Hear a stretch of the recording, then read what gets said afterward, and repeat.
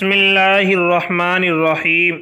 حضرت علی رضی اللہ عنہ سے روایت ہے کہ میں اور حضرت فاطمہ رضی اللہ عنہا حضور اکرم صلی اللہ علیہ وسلم کی خدمت میں حاضر ہوئے تو ہم نے دیکھا کہ نبی کریم صلی اللہ علیہ وسلم رو رہے ہیں۔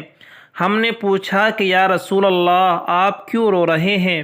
آپ صلی اللہ علیہ وسلم نے فرمایا کہ معراج والی رات میں نے عورتوں کو سخت عذاب میں دیکھا تھا، آج پھر وہ منظر مجھے یاد آ گیا، اس وجہ سے مجھے رونا آ گیا۔ حضور اکرم صلی اللہ علیہ وسلم نے فرمایا کہ میں نے ایک عورت کو ایسی حالت میں دیکھا کہ وہ بالوں کے بل جہنم میں لٹکی ہوئی تھی، اس کا دماغ ہانڈی کی طرح پک رہا تھا، کیونکہ وہ عورت غیر مردوں سے اپنے بالوں کو نہیں چھپاتی تھی اور غیر مردوں کے سامنے اپنے بالوں کو کھول کر چلی جایا کرتی تھی۔ دوسری عورت کو جسے میں نے دیکھا کہ ایک عورت ایسی حالت میں دیکھا کہ وہ زبان کے بل جہنم میں لٹکی ہوئی تھی، اس کے ہاتھ سینے میں سے پیچھے کی طرف نکلے ہوئے تھے، کیونکہ وہ عورت اپنے خاوند کے سامنے زبان درازی کرتی تھی۔ جو بھی عورت اپنے خاوند پر زبان درازی کرے گی، اللہ تعالی اس کی زبان جہنم میں 70 ہاتھ لمبی کر دے گا۔ تیسری عورت، ایک عورت کو اپنے پستانوں کے بل جہنم میں لٹکی ہوئی تھی اور اس کے ہاتھ پیچھے بندھے ہوئے تھے، اس کے حلق میں زقوم کے قطرے ٹپکائے جا رہے تھے۔ آپ جانتے ہیں زقوم کیا ہے؟ اگر زقوم کا ایک قطرہ دنیا کے اندر ٹپکا دیا جائے تو تمام کی تمام دنیا کی چیزیں کڑوی ہو جائے، اس جہنمی کا کیا حال ہوگا جس کی خوراک ہی زقوم ہوگی۔ تو آپ علیہ السلام نے ارشاد فرمایا کہ اس عورت کے حلق میں زقوم کے قطرے ٹپکائے جا رہے تھے، کیونکہ وہ اپنے خاوند کی اجازت کے بغیر دوسروں کے بچوں کو دودھ پلاتی تھی۔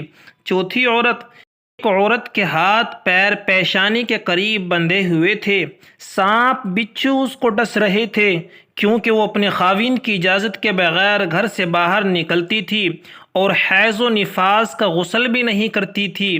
پانچویں عورت، ایک عورت اپنا جسم کھا رہی تھی، اس کے نیچے آگ جل رہی تھی، کیونکہ وہ دوسروں کے لیے خوب بناؤ سنگار کرتی تھی اور لوگوں کی غیبت کرتی تھی۔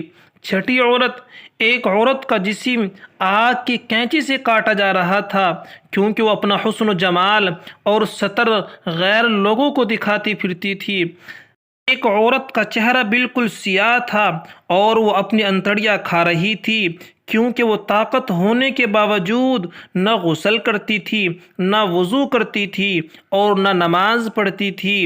اور ایک عورت گونگی، اندھی اور بہری تھی، آگ کے صندوق میں بند تھی، اس کا مغز سر سے باہر نکل رہا تھا اور اس میں سے بے انتہا بدبو آ رہی تھی، کیونکہ وہ جھوٹ بولا کرتی تھی اور چغلیاں کرتی تھی۔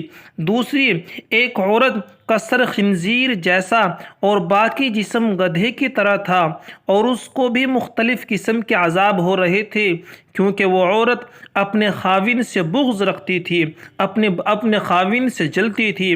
ان کے علاوہ بھی بہت سے گناہ گاروں کو طرح طرح کے عذاب ہو رہا تھا۔